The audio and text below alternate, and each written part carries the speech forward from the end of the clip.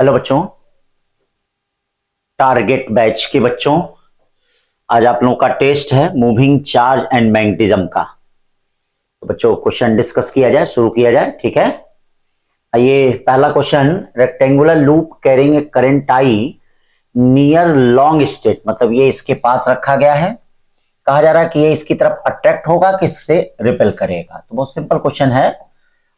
इसके लिए सबसे पहली चीज देखिए, इसके कारण आप यहाँ मैग्नेटिक फील्ड देख लीजिए। मैग्नेटिक फील्ड देखने के right hand palm rule number 2 से, तो ये मैग्नेटिक फील्ड इनवर्ड आएगी। ये देखिए, अब ये देखिए, ये मैग्नेटिक फील्ड अगर इनवर्ड है तो ए बी और डीसी पे जो फोर्स है वो एक दूसरे को कैंसिल कर देगा।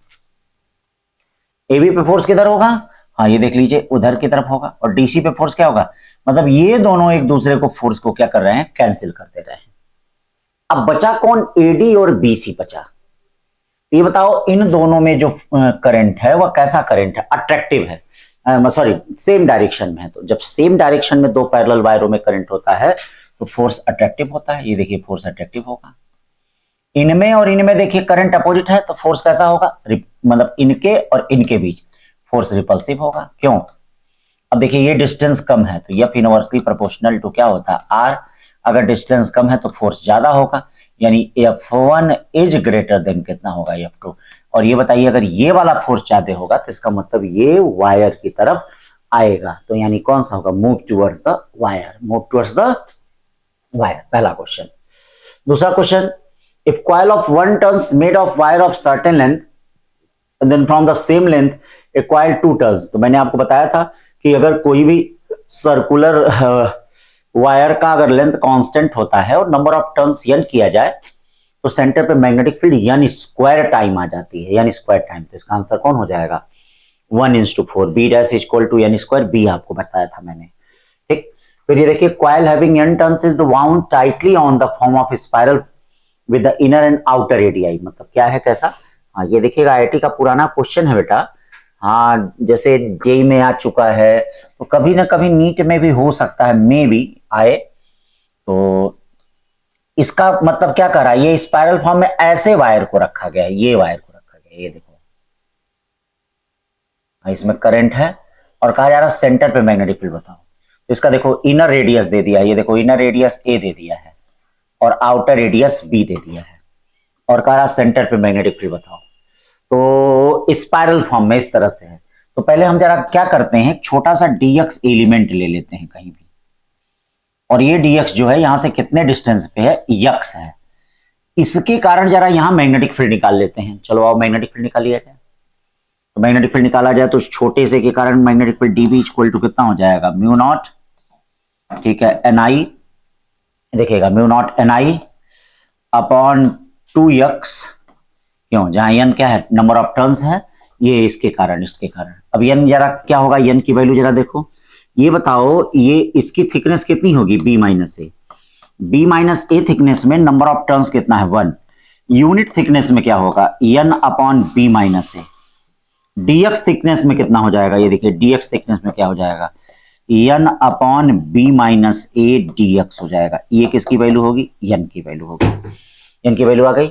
अब n की वैल्यू आ गई। अब इस मैग्नेटिक फील्ड में n की वैल्यू रख के हम नेट मैग्नेटिक फील्ड निकालने के लिए इसको a से लेके b तक इंटीग्रेट कर दें, db। इसमें देखिए क्या क्या आ जाएगा, इसकी वैल्यू रखेंगे a से लेके b, म्यू नॉट n की वैल्यू रखना पड़ेगा, n dx i अपॉन कितना?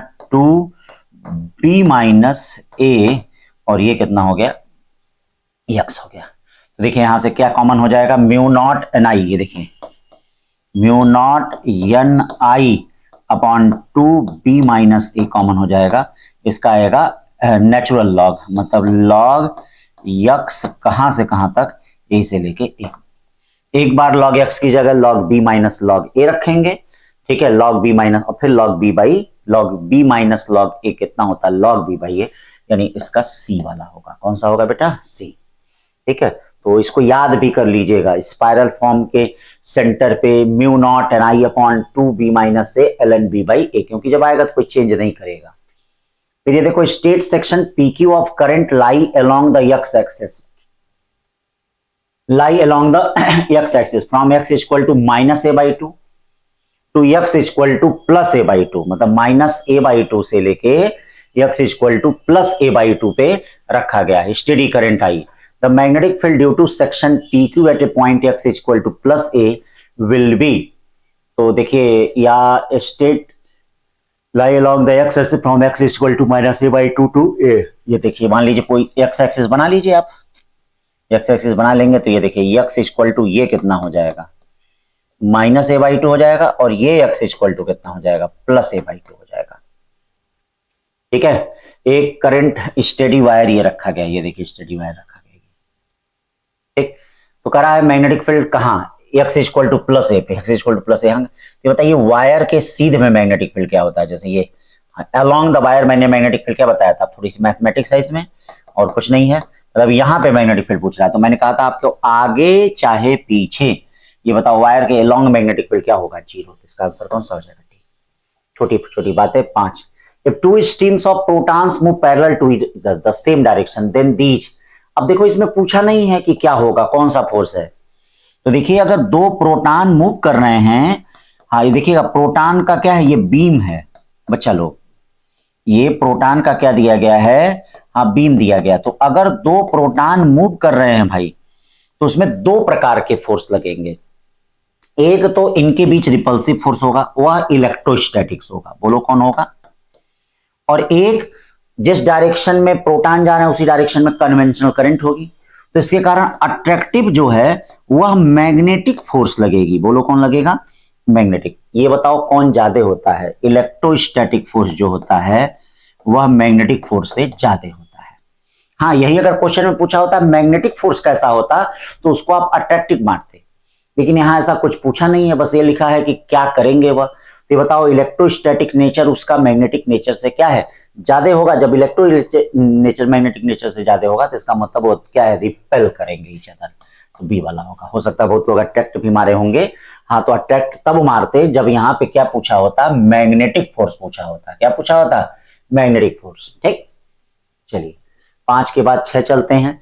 A long straight vertical wire carries a current of 10 ampere flowing upward, flowing upward, ऊपर की तरफ फ्लो कर रहा है, फ्लोइंग अपवर्ड, ठीक ना, flowing upward through it a place where the horizontal component of earth magnetic induction 0.3 Gauss.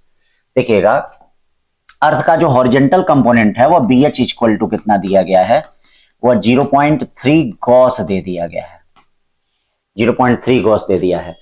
Then the total magnetic induction at 0.5 centimetre from the wire. तो ये बताइए वायर के कारण जो मैग्नेटिक फील्ड होगी मतलब वो इसके परपेंडिकुलर होगी, और वायर के कारण मैग्नेटिक फील्ड क्या होती है, mu naught upon 2 pi I by R होती है। सीजीएस सिस्टम में याद रखिए म्यू नॉट अपॉन 4 पाई की वैल्यू क्या होती है, 1, तो यहां इसकी वैल्यू 2 हो जाएगी।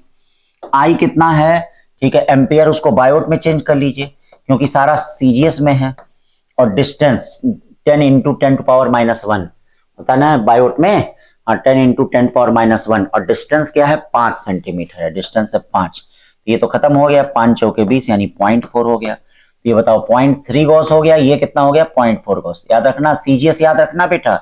अब दोनों के कारण मैग्नेटिक फील्ड क्या हो जाएगी, नेट एक दूसरे के परपेंडिकुलर होगा। भाई वायर के कारण करोगे तो ये इसके परपेंडिकुलर ही आएगा। तो अब यहाँ पे देखो नेट मैग्नेटिक फील्ड कितना आ जाएगा, ये देखो नेट मैग्नेटिक फील्ड कितना आ जाएगा, B इक्वल टू √B1 का स्क्वायर प्लस कितना हो जाएगा B2 का स्क्वायर। देखो B इक्वल टू √B1 का स्क्वायर प्लस B2 का स्क्वायर, यानी 0.5 गॉस, 0.5 गॉस। चलिए 7वां क्या कर रहा है, a long vertical wire in which a current is flowing produces a neutral point with the earth magnetic field at a distance of 5 centimeter from the wire. If the horizontal component of earth magnetic induction 0.8 gauss, then the current in the wire is current in the wire। तो इसमें कुछ नहीं करना है बेटा, इसमें अर्थ का जो हॉरिजॉन्टल कंपोनेंट होगा वह वायर के कारण मैग्नेटिक फील्ड के बराबर होगा। तो mu naught upon 2 pi I by R, याद रखिएगा इनफाइनाइट वायर है। अब यहाँ पे जरा देख लीजिए BH कितना दिया, 0. सब यूनिट SI में दिया है तो इसको आपको 0.18 दिया है। 1 tesla equal to 10 power 4 gauss होता है, तो इसको टेस्ला में बदलना पड़ेगा। Mu naught upon 2 pi 2 into कितना करना पड़ेगा 10 टू पावर -7। I निकालना है, R कितना दिया है 5 इंटू 10 टू पावर माइनस क्या करना पड़ेगा 2। क्यों भाई, 5 इंटू 10⁻⁻² करना पड़ेगा। अभी यहां से अगर आप सॉल्व कर देंगे तो ये आ जाएगा, ठीक है ना, यहां से सॉल्व कर देंगे तो आ जाए 18×5 = 2 से 4.5 एम्पियर आ जाएगा 7 का भी, ठीक। छोटी छोटी बातें।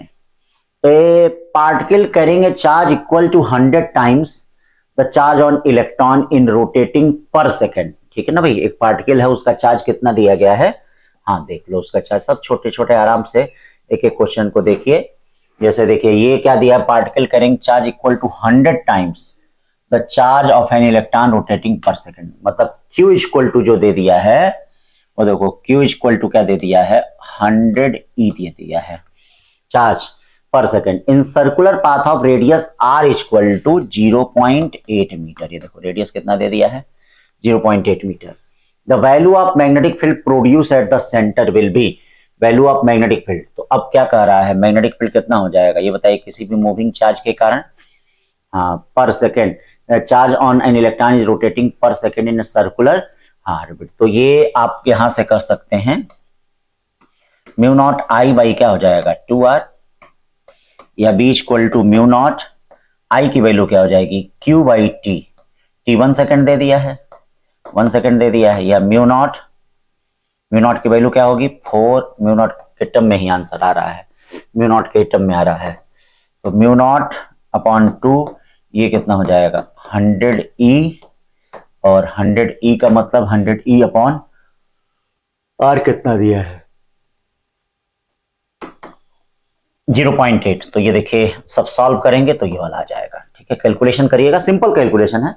जैसे E की वैल्यू 1.6 रखेंगे तो 0.8 और 1.6 होगा, मल्टीप्लाई हो जाएगा, बस पावर को मैनेज करना है।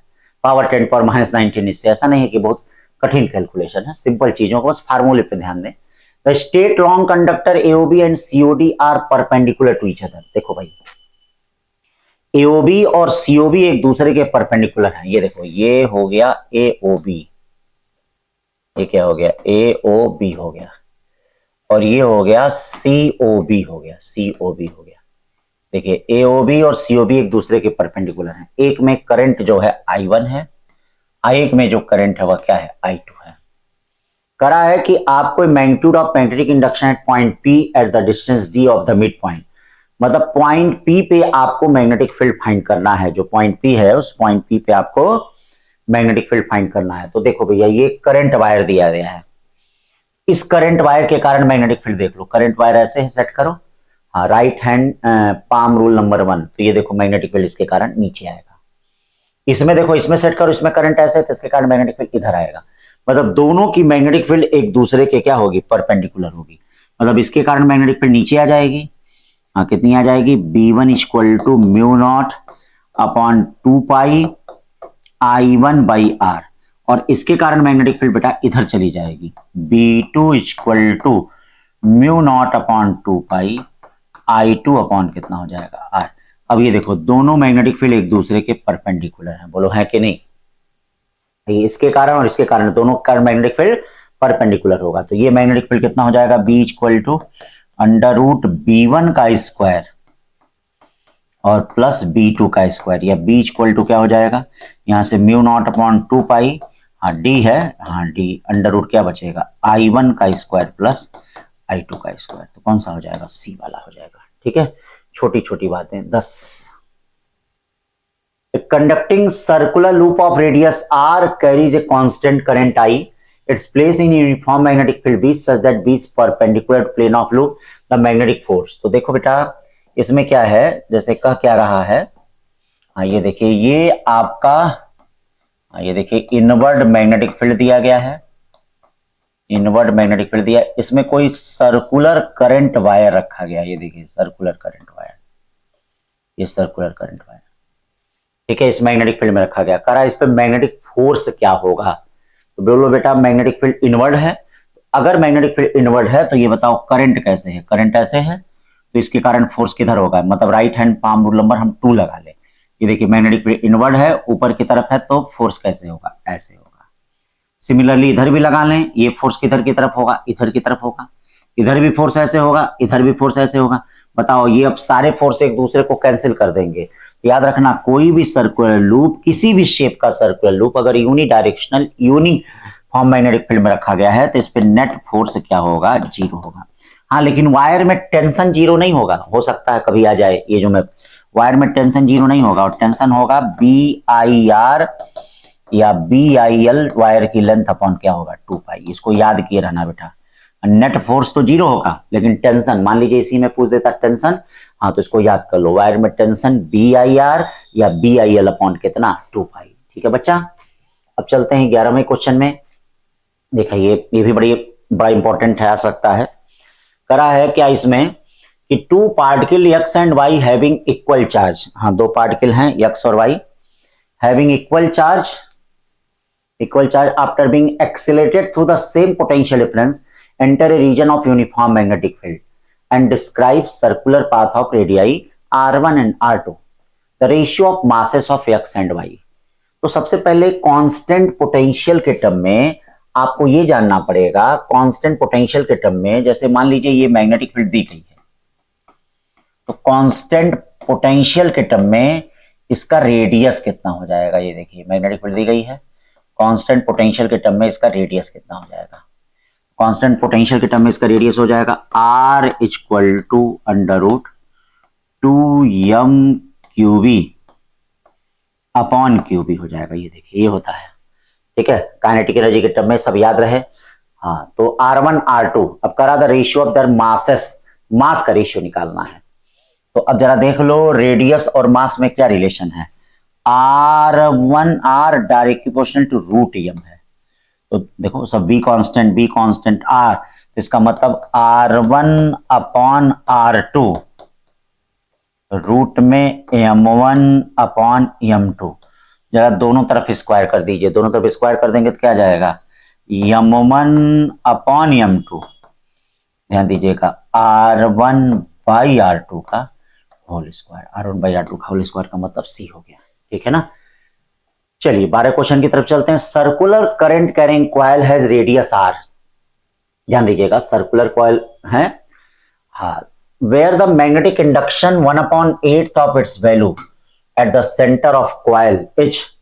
तो क्वेश्चन कहा जा रहा है कि बेटा ये देखिए सर्कुलर कॉइल है, इसका रेडियस x है, कहां पे, हाँ कहां पे ये जो मैग्नेटिक फील्ड है, सेंटर की मैग्नेटिक फील्ड का मतलब B एक्सिस जो है, ठीक है, सेंटर की मैग्नेटिक फील्ड का 1/8 हो जाए, ठीक है 1/8 हो जाए। तो इसके लिए मैंने आपको बताया है कि आप याद की रहिए B centre upon B axis, ठीक है, equal to 1 plus x square upon R square पे 3/2। B centre upon B axis 1 plus x square upon R square पे 3/2। तो B centre upon B axis 1 plus x square upon R square पे 3 कितना 2।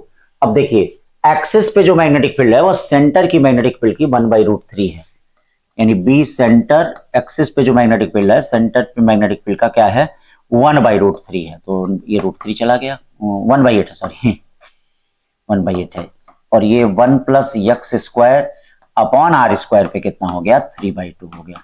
चलिए इससे ये कट गया, दोनों तरफ जरा क्यूब रूट ले लें, 8 का क्यूब रूट 2 हो गया, ये क्या बचा 1 plus x square upon R square बचा।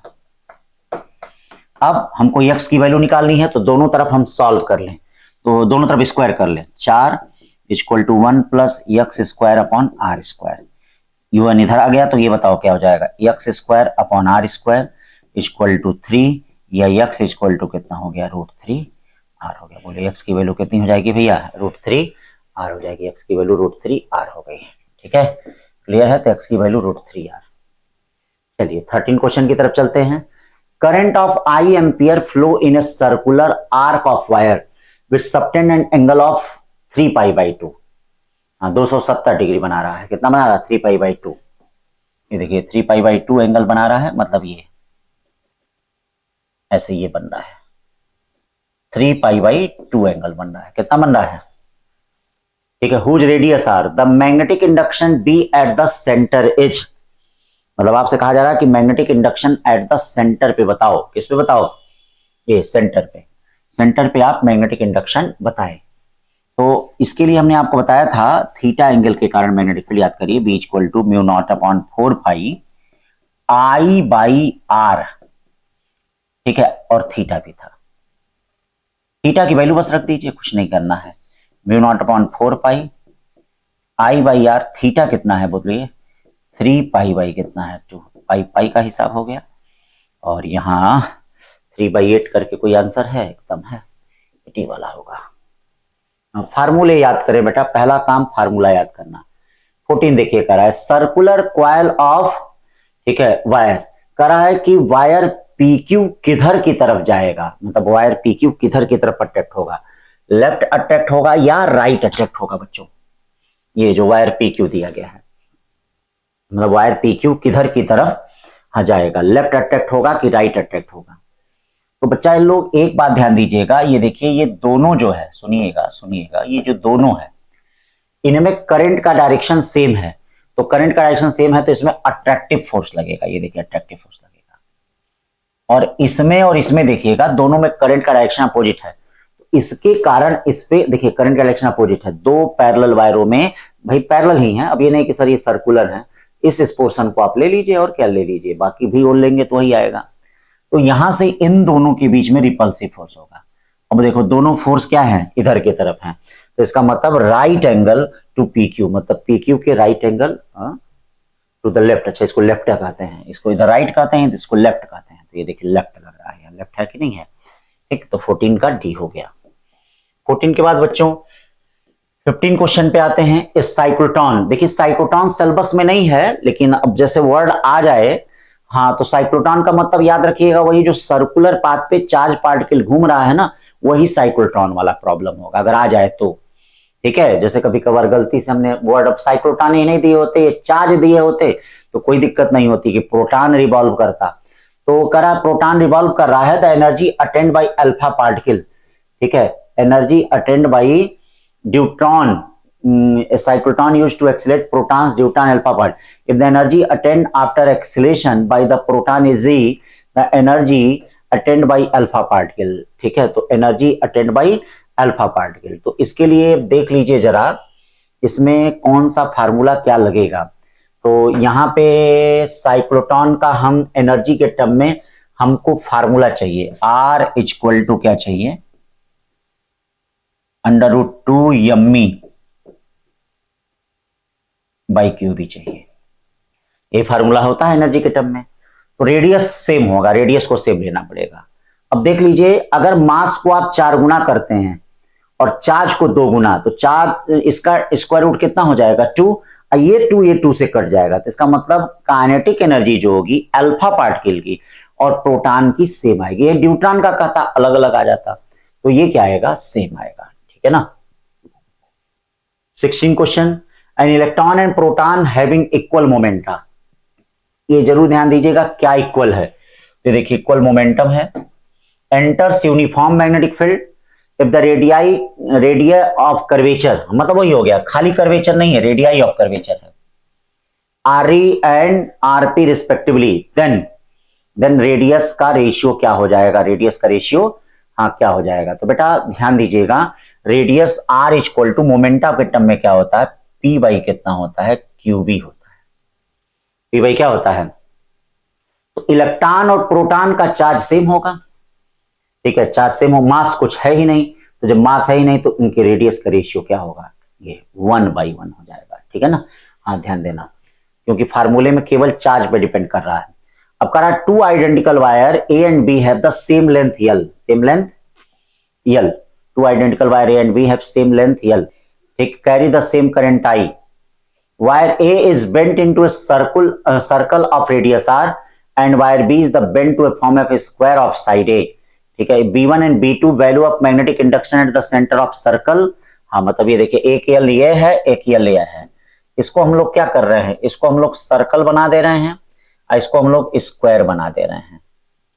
करा सेंटर पे मैग्नेटिक फील्ड बताओ, तो ये देखो यहां सेंटर पे मैग्नेटिक फील्ड कितना हो जाएगा, B1 इक्वल टू μ0I/2R हो गया। ये देखिए μ0I/2R, μ0I/ कितना हो जाएगा, ये देखिए जो मैग्नेटिक फील्ड होगा μ0I/ कितना हो जाएगा 2R, μ0I/2R, ये देखिए μ0I/2R,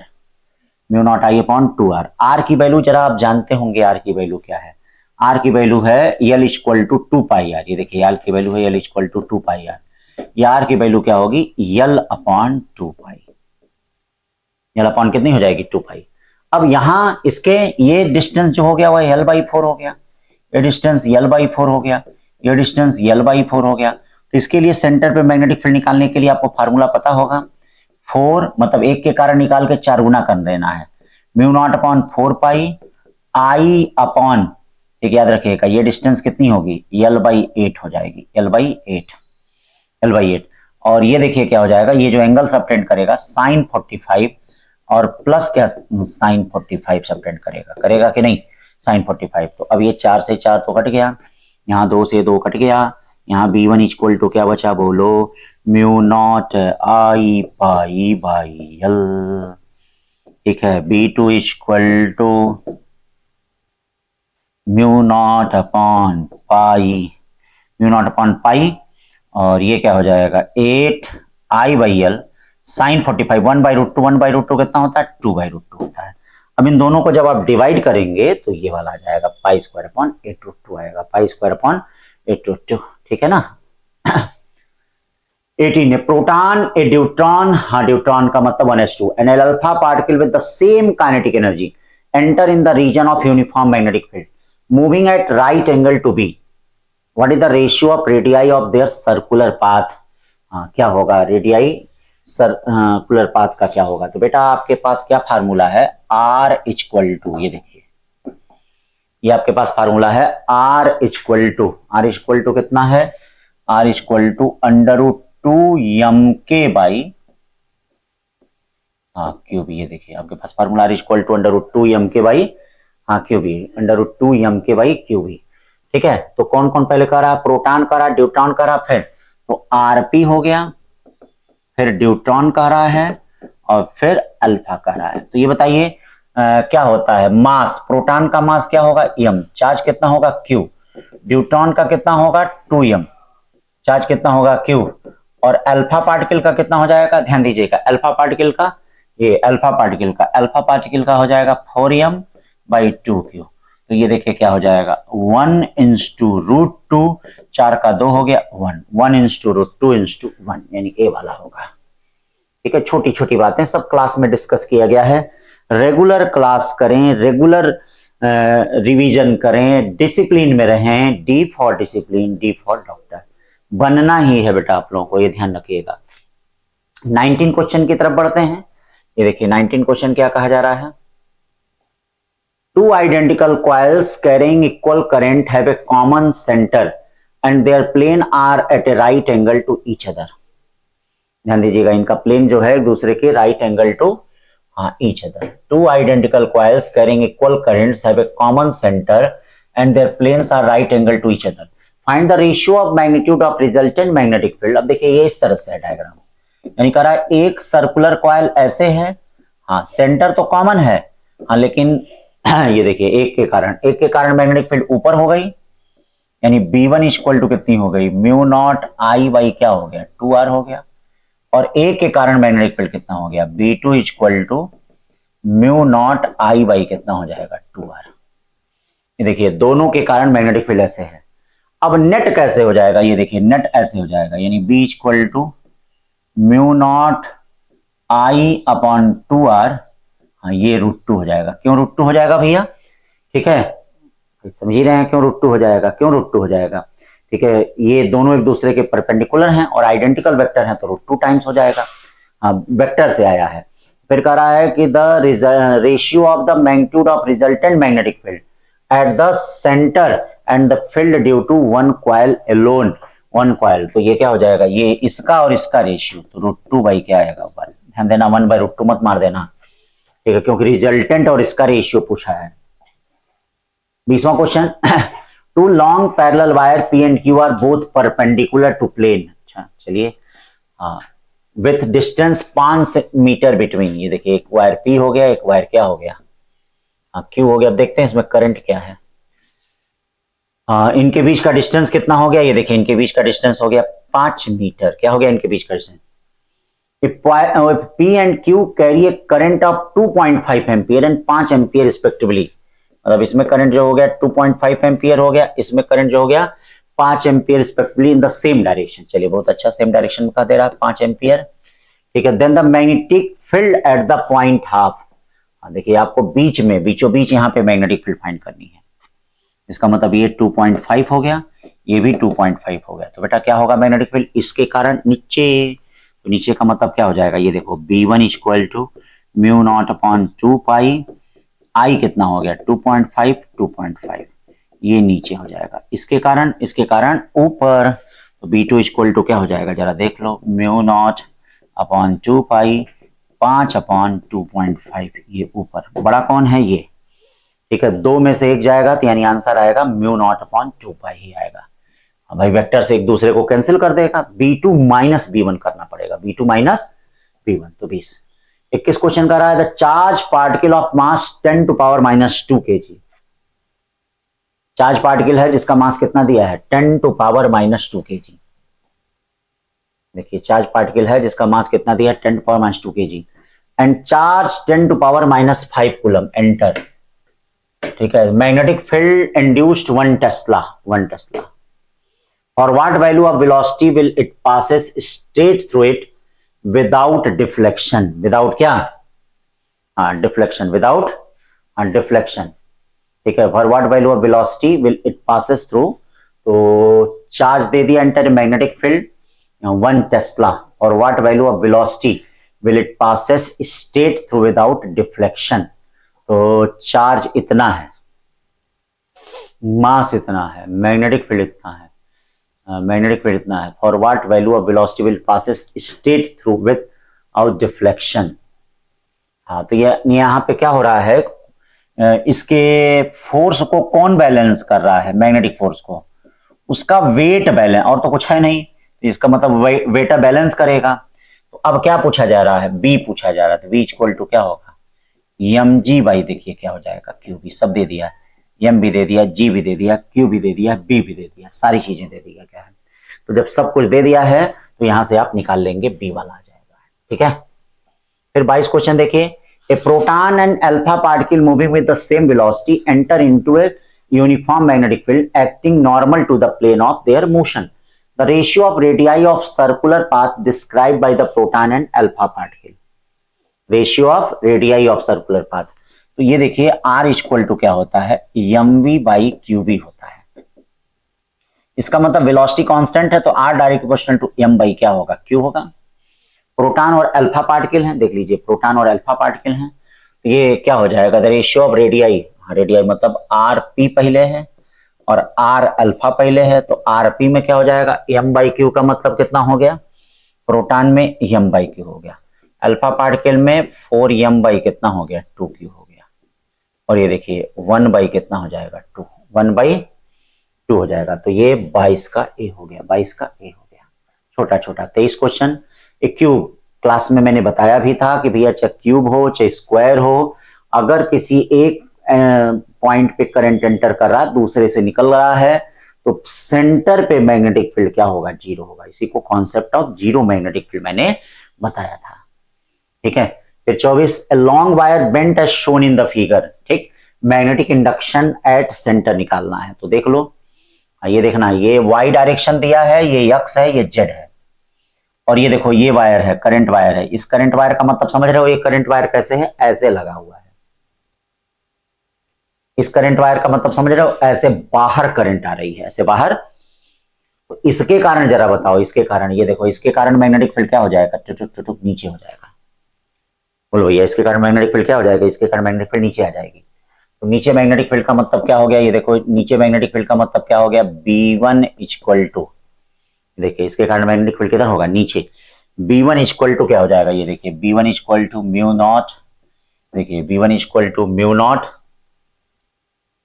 mu naught upon 4 pi परपेंड आई बाई आर, किस कैप में हो जाएगा आई बाई आर, आर का मतलब वही ए है, आर का मतलब वही ए है, किधर हो जाएगा माइनस की कैप। चलिए सेमी सर्कुलर के कारण क्या हो जाएगा, इधर की तरफ हो जाएगा, माइनस आई में हो जाएगा। तो mu naught upon 4 I by A, ये क्या आ जाएगा माइनस आई में आ जाएगा। तीसरा, इसके कारण क्या होगा, ये देखिए, ये करंट वायर ऐसे दिया गया है, देख लीजिए, ये करंट वायर ऐसे दिया है, तो इसके कारण मैग्नेटिक फील्ड क्या हो जाएगा, करंट वायर, इसके कारण मैग्नेटिक फील्ड नीचे हो जाएगा। तो नीचे का मतलब B3 इक्वल टू क्या हो जाएगा, ये देखिए, mu naught upon 4 pi I by A कैसे हो जाएगा, माइनस के का। यानी नेट मैग्नेटिक फील्ड के लिए क्या करना पड़ेगा आपको, B1 प्लस B2 और प्लस क्या B3, ये नेट मैग्नेटिक फील्ड हो जाएगा। यानी B इक्वल टू क्या हो जाएगा, B1 plus B3 mu naught upon 2 pi I by A minus के कैप। अब B2 कितना हो जाएगा, mu naught I upon 4a, ठीक है ना भैया। हाँ, B1 B3 को एक साथ जोड़ लिया। अब इनका मैग्नीट्यूड ले लें बेटा, तो मैग्नीट्यूड ले लेंगे under root mu naught I upon 2 pi a का होल स्क्वायर। ये क्या हो जाएगा, mu naught I upon 4a का होल स्क्वायर। सॉल्व कर लें, कोई ना कोई आ जाएगा, जरूर आ जाएगा। कौन सा, बी आ रहा है, बी आ रहा होगा, ठीक है, कॉमन समझ ले लीजिएगा। 25 question, horizontal rod of mass 10 kg 10 gram, length इतना, प्लेस 60 डिग्री, और फिर कह रहा vertically downward if the current through the rod इतना, the value of B for which the rod remains stationary on the incline plane. Horizontal rod of mass 10 gram and length 10 centimetre. चलिए भाई देख लीजिए क्या है, कैसे है। तो यहां पर क्या है, ये इंक्लाइंड प्लेन दिया गया है, इंक्लाइंड प्लेन ऐसे है, देखिए क्लास में मैंने बताया भी था। हॉरिजॉन्टल रॉड ऑफ मास 10 ग्राम, 10 से place in smooth with the horizontal with the length of rod parallel to the edge, parallel to the edge in the inclined plane. A uniform magnetic field of induction be applied vertically downward if the current through the rod 1.73 ampere the value of B for which the rod remains stationary. तो अभी देखिए magnetic field इधर की तरफ है, तो अब ये स्टेशनरी एक ही कंडीशन में हो सकता है जब इसमें करंट ऊपर की तरफ हो जाए। क्या हो जाए, ये करंट ऊपर की तरफ, तो ये देखो वेट mg पक्का नीचे लगेगा, लगेगा वेट mg, और ये देखो ये मैग्नेटिक फोर्स इधर की तरफ लगेगा IBL।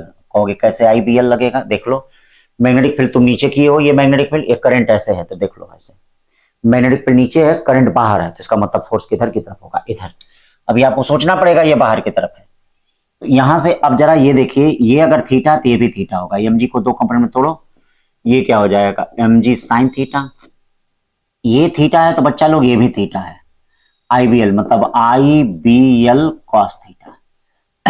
इसका मतलब इक्विलिब्रियम कंडीशन में mg साइन थीटा और IBL cos थीटा आपस में बराबर होंगे, मतलब ये क्या IBL cos थीटा और mg साइन थीटा आपस में बराबर होंगे, या I इक्वल टू क्या हो जाएगा भैया, mg बाई BL, हाँ tan theta, I equal to mg by BL tan theta, I equal to mg by BL क्या हो जाएगा, टेन थीटा। तो इसका कौन सा ऑप्शन होगा, सब रखो, क्या निकालना, बी निकालना, अच्छा आई दिया है तो 1061 बाई, तो ये आएगा, बी की वैल्यू यहां से निकाल लीजिएगा। और इसको याद भी की रहिएगा कि इंक्लाइन, स्मूथ इंक्लाइन प्लेन पे अगर इक्विलिब्रियम की कंडीशन है तो क्या I equal to mg upon BL tan theta. अब इसमें से कोई एक पूछ सकता है, या तो I पूछ सकता है या तो B पूछ सकता है, ठीक है ना, इसको याद भी की रहिएगा बच्चों। 26 question, a plane metallic sheet is placed with its face parallel to line of magnetic induction B. A particle of mass m charge q is projected with the velocity v from distance d from the plane normal to lines of induction. The maximum velocity of projection for which the particle does not hit the plane edge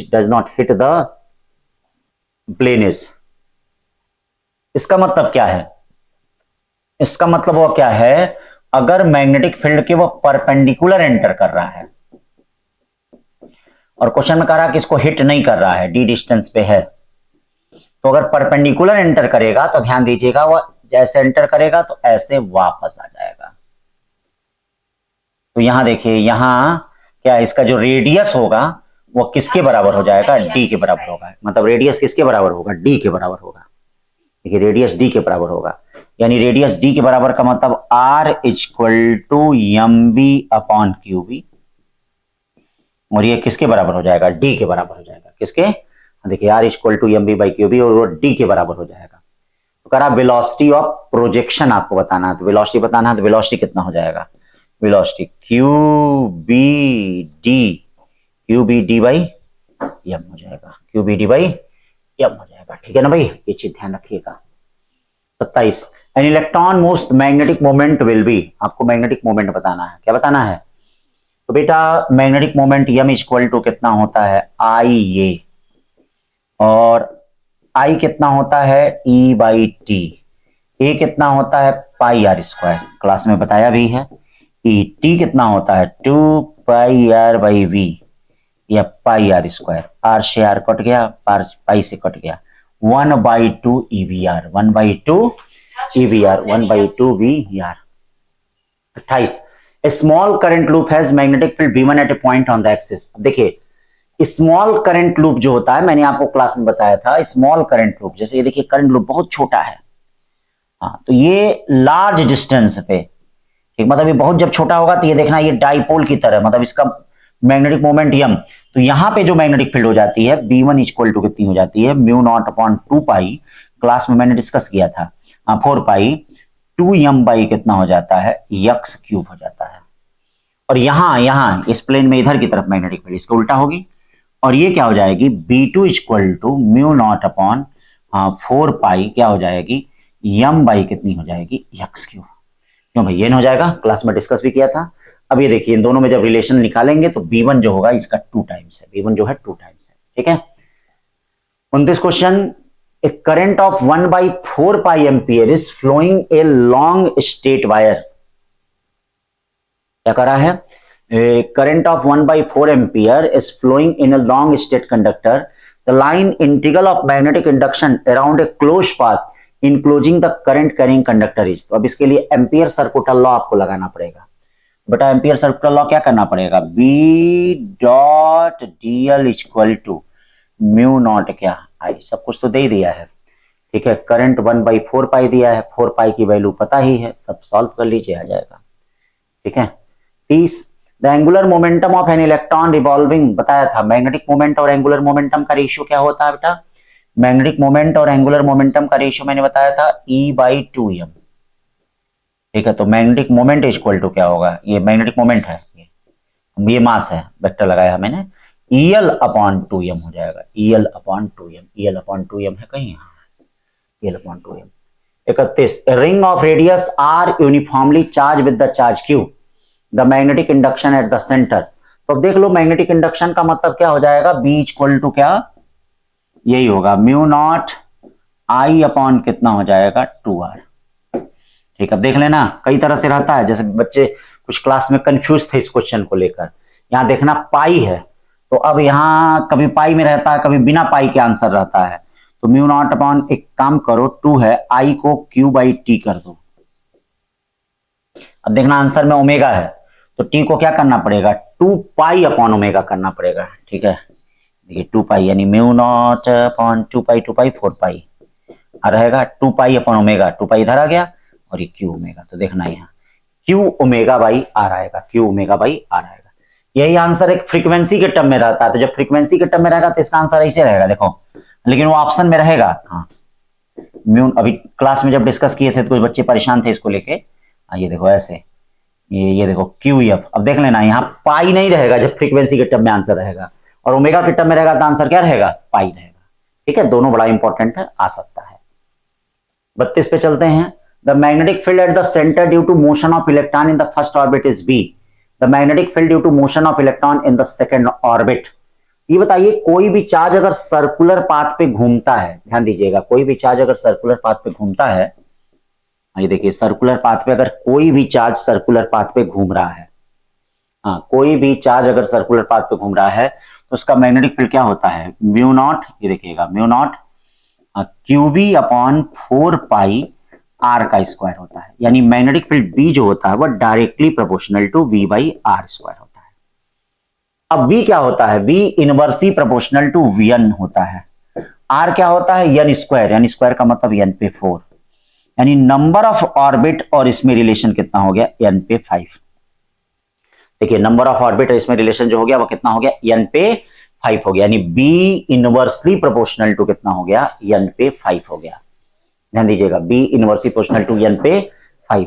अब दूसरी orbit में घूम रहा है, N की जगह 2 रखोगे तो क्या आएगा, बी बाई 32। ठीक है, ये ध्यान देना, एटम्स में भी पढ़ाते वक्त बताया था इसको। करा कि electron accelerated through a potential difference B passes through a uniform transverse magnetic field and experience a force F, magnetic field experience a force F if the accelerating potential increase two B. तो कह रहा क्या होगा, तो हमको सबसे पहले बात ये बताइए, एफ क्या होता है, क्यू वी बी के बराबर होता है, और बी और पोटेंशियल में क्या रिलेशन होता है, half M B square equal to Q B होता है, या बी डायरेक्टली प्रोपोर्शनल टू क्या होता है, बी। ध्यान दीजिएगा, बी डायरेक्टली प्रोपोर्शनल टू क्या होता है, बी। इसका मतलब एफ डायरेक्टली प्रोपोर्शनल टू कितना हो गया, रूट बी हो गया। देखिए बी की जगह हम रूट बी रखेंगे। अब कह रहा है कि अगर इसको टू बी कर दिया जाए, टू बी कर दिया जाए तो भाई फोर्स कितना हो जाएगा, रूट टू एफ हो जाएगा। फोर्स कितना हो जाएगा, root two F. 34 question, a solenoid consists of 100 turns of wire has a length of 10 centimeter, the magnetic field inside the solenoid। तो भैया मैंने इसके लिए आपको एक ही फार्मूला बताया है, क्या बताया, B equal to mu naught N I, या B equal to mu naught N क्या हो जाएगा, एन बाई एल आई। हाँ, mu naught N by L I, सब कुछ दे दिया है, फाइंड कर दीजिए।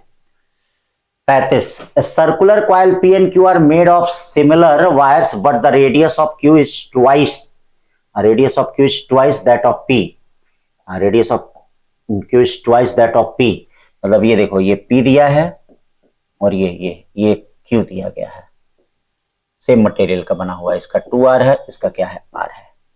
ठीक, करा है मैग्नेटिक फील्ड सेम है, पोटेंशियल डिफरेंस का रेशियो बताना है। तो बेटा अगर मैग्नेटिक फील्ड सेम होता है तो इसका मतलब B1 इक्वल टू क्या हो गया, B2, एंड ये क्या हो जाएगा, mu naught I by 2R equal to mu naught I2 by कितना हो गया, 2R। I1 बाई I2 का रेशियो कितना हो जाएगा, 1/2। देखिए करंट का रेशियो कितना हो गया, 1/2 हो गया। I1 बाई I2 का रेशियो कितना हो गया, 1/2 हो गया। देखिए I1 और I2 का रेशियो, करंट का रेशियो जो हो गया 1/2 हो गया। अब कहा जा रहा है, क्या कहा जा रहा है, इनकी मैग्नेटिक फील्ड का रेशियो बताइए। तो मैग्नेटिक फील्ड का रेशियो बता दीजिए, B1 upon B2 equal to क्या होगा, sorry potential V upon V2 क्या होगा, I1 R1 I2 R2।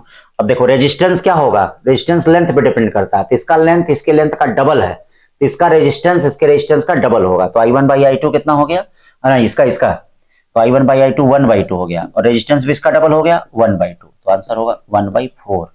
ठीक है, तो यानी V2 इक्वल टू क्या हो जाएगा, 4V1, यानी ये वाला सी वाला।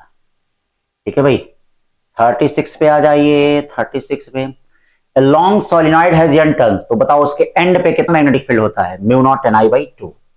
37 आ जाइए, A magnetic induction at the center of current carrying circular coil of radius इतना 5√5 magnetic induction at point on its axis, the distance। तो इसको भी आप जानते ही हैं क्या है, अभी आपको मैंने बताया ही था, क्या फार्मूला बताया था, B centre upon B axis, याद करिए क्या फार्मूला बताया था, 1 plus X square by R square पे 3/2, एक इसके सर्कुलर रिंग के एक्सिस पे। चलिए क्या करा है, magnetic induction at the centre of current can circular coil, centre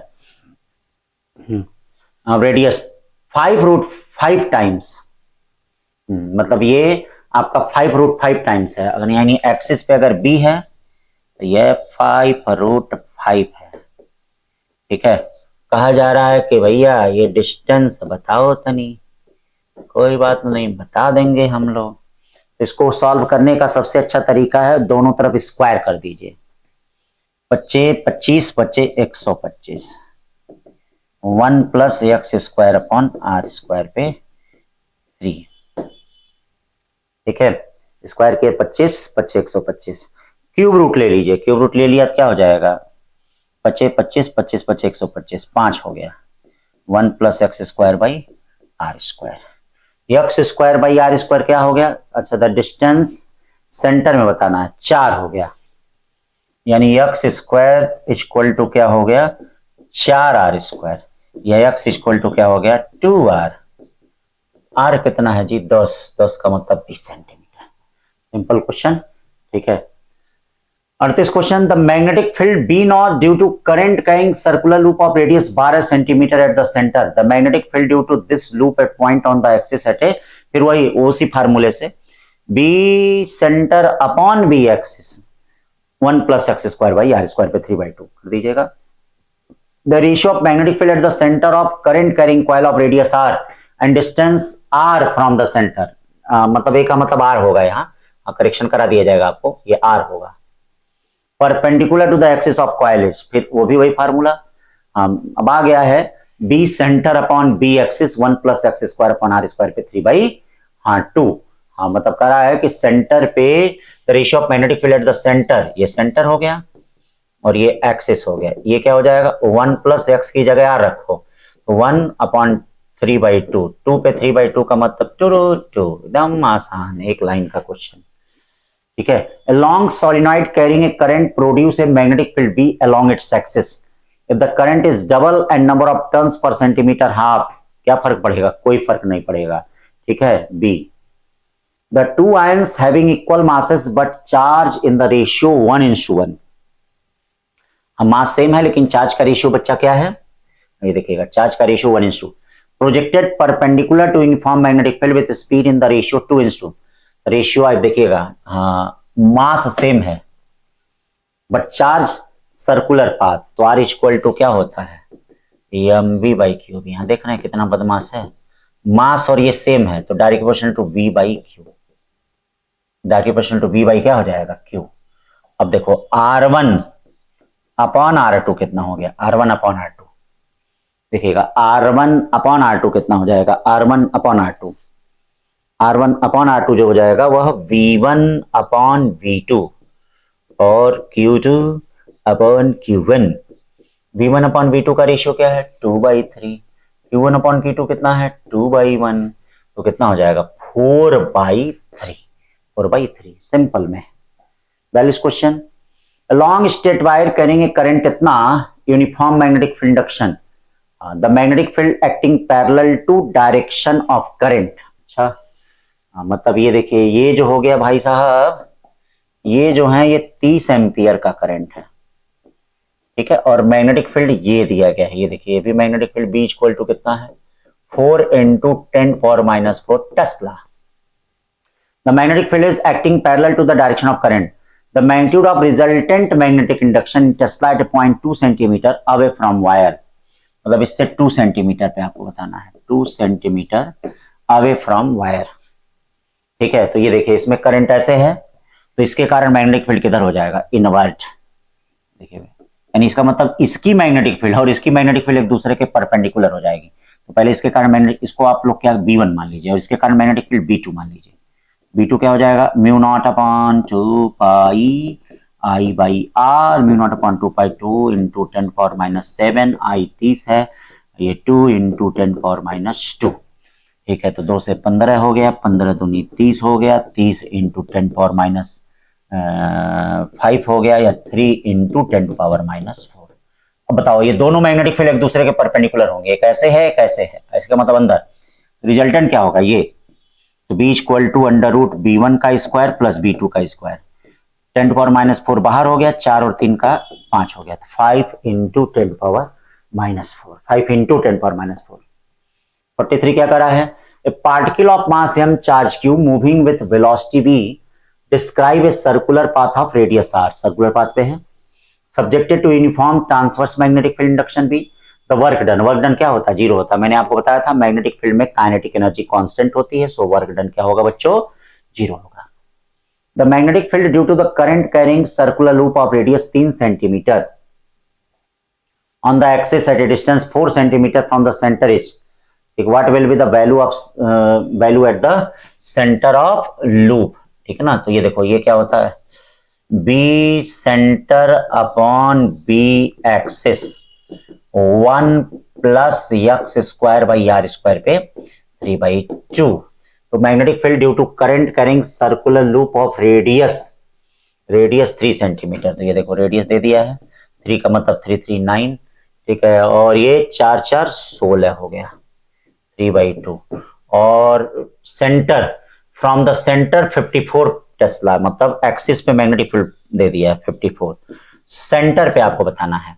तो ये क्या हो जाएगा, ये जरा देखिएगा, 16 9 25, 25/9 का स्क्वायर रूट कर दीजिए, इसको सॉल्व करिए। 25/9 का स्क्वायर रूट 5/3, 5/3 का क्यूब, 5/3 का क्यूब का मतलब क्या हो गया, B centre upon 54 equal to 125/339, और बी सेंटर कितना हो जाएगा 125/9 इंटू 54। अब सॉल्व करेंगे तो कुछ तो आएगा ही। हाँ, कौन सा आ रहा होगा, 9 6 54, 125 6, ये क्या हो गया जी, कोई गड़बड़ हो गया का, सेंटीमीटर मीटर में कुछ गड़बड़ हो गया क्या, 125 9 6 54 बहुत ज्यादा आ रहा है।